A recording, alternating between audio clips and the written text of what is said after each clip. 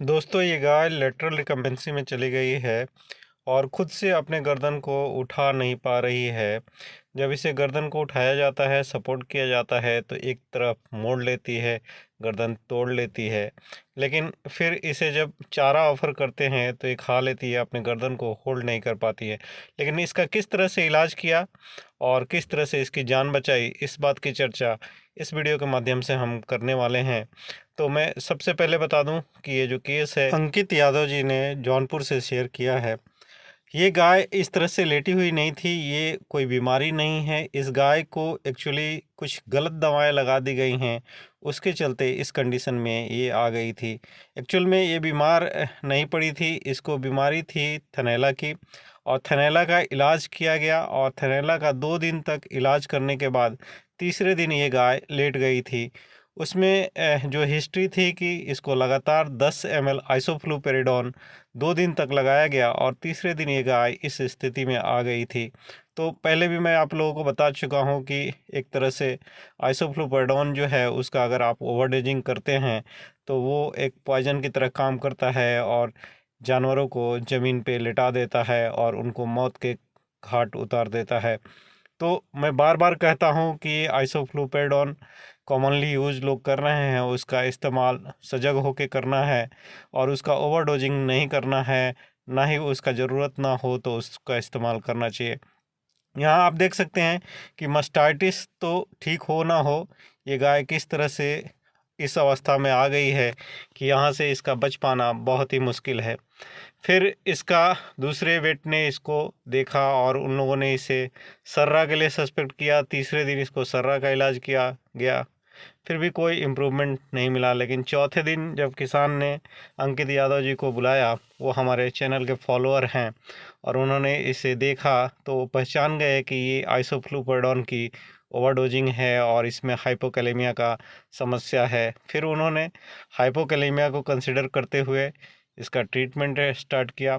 लेकिन उन्होंने उससे पहले मुझसे एडवाइस लिया, ओपिनियन लिया मेरा, और मैंने भी उनको कंफर्म किया कि ये जो सिम्टम हैं ये टिपिकल हाइपोकैलेमिया के हैं, यानी कि इसका ब्लड में पोटेशियम जो है वो लो हो गया है और उसका फिर आपको इलाज करना चाहिए। यहाँ आप देख सकते हैं कि जब गाय के मुंह में चारा खिलाया जा रहा है तो वो बड़े आराम से खा रही है, लेकिन अपने गर्दन को होल्ड नहीं कर पा रही है। ये टिपिकल डिफरेंशिएशन है लो पोटेशियम और लो कैल्शियम में।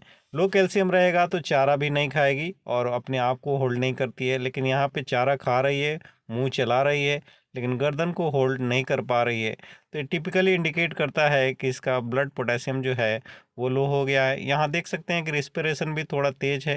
ये टिपिकली ये भी आपको हाइपोकैलेमिया में यानी कि लो पोटेशियम में ही मिलता है। हरा चारा यहाँ पे देने से फ़ायदा होता है। हरे चारे में पोटेशियम लेवल बहुत ज़्यादा होता है, तो आप जितना हो सके उतना हरा चारा खिलाएं।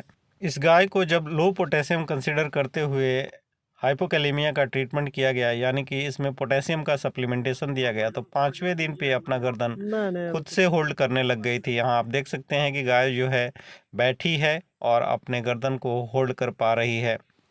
इसका जो मेन ट्रीटमेंट है वो पोटेशियम सप्लीमेंटेशन है। पोटेशियम क्लोराइड आप ओरली सप्लीमेंट करें, वो सेफ भी होता है। ओरल पोटेशियम क्लोराइड जब सप्लीमेंट किया गया तो 5 दिन पे आप यहाँ देख सकते हैं कि ये गाय जो है अपने गर्दन को खुद से होल्ड कर पा रही थी और हरा चारा खा रही थी। हरा चारे में मैंने जैसे बताया कि बहुत ज़्यादा पोटेशियम रहता है, तो जितना हरा होगा उतना उसमें पोटेशियम ज़्यादा रहेगा। तो जितना हो सके, अगर इस तरह का पेशेंट है जिसमें आप लो पोटेशियम सस्पेक्ट करते हैं, उसको हरा चारा खिलाएं। यहाँ आप देख सकते हैं कि ये गाय जो है 9वें दिन पे पूरी तरह से अपने पैरों पे, चारों पैरों पे खड़ी हो गई और बाकी की चीज़ें भी इसकी नॉर्मल होने लगी। तो 9 दिन तक लगातार आपको होप नहीं छोड़ना है। क्रिटिकल से क्रिटिकल केस को भी आप मैनेज कर सकते हैं, यहाँ आप देख सकते हैं। लेकिन मैं कहना ये चाहता हूँ कि ये सिंपल मास्टाइटिस का केस था और ये किस तरह से मौत के करीब पहुँच गई थी। ये गाय लकी थी जिसे अंकित यादव जी ने, जो मेरे चैनल के फॉलोअर हैं, पहचान लिया कि इसमें लो पोटेशियम की समस्या है और मेरा ओपिनियन लिया, जिससे कि इस गाय की जान बच सकी। नहीं तो ये आड़े टेढ़े इलाज होते रहते और अंततः इसको बचा पाना मुश्किल हो जाता। तो मैं अंकित यादव जी को बहुत बहुत बधाई देना चाहूँगा कि इस तरह के केसेस को फील्ड में मेरे चैनल को देख करके भी हैंडल किया जा रहा है। तो मैं आप लोगों को बता दूं कि इसमें ट्रीटमेंट क्या दिया गया था जो कि इम्पोर्टेंट है। आगे इस तरह के अगर आपको केस मिलते हैं तो उसका आप बेहतर से बेहतर इलाज कर सकते हैं। क्योंकि ये इसका जो ब्लड पोटेशियम था वो लो था, इसलिए सबसे पहले जो ट्रीटमेंट किया गया वो पोटेशियम दिया गया। इसमें पॉटक्लोर सिरप 400 ml सुबह शाम लगातार 3 दिन तक दिया गया। साथ ही साथ नॉर्मल सलाइन, जैसा कि मैं बताता हूँ, इसको नॉर्मल सलाइन 5 लीटर डेली 5 दिन तक दिया गया।